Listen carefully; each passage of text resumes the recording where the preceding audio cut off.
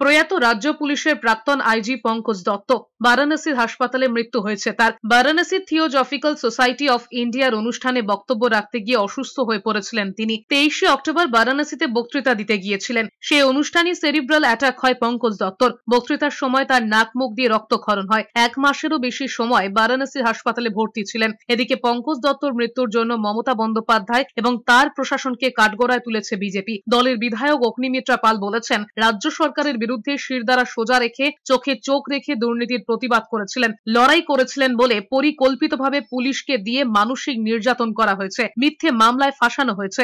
অগ্নিমিত্রা পালের কথায় এটা মৃত্যু নয়, পরিকল্পিত হত্যা।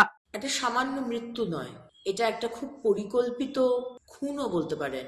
কারণ পঙ্কজদা যেভাবে শিরদাঁড়া সোজা রেখে এই মমতা ব্যানার্জি সরকারের প্রতিটা দুর্নীতি, প্রতিটা অন্যায়, অত্যাচারের প্রতিবাদ করেছিলেন।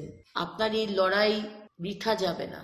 আপনি যেভাবে লড়াই করতে শিখিয়েছেন, আমি সবাইকে, সবার মধ্যে আপনার এই লড়াইটা ছড়িয়ে দেবো পঙ্কজদা।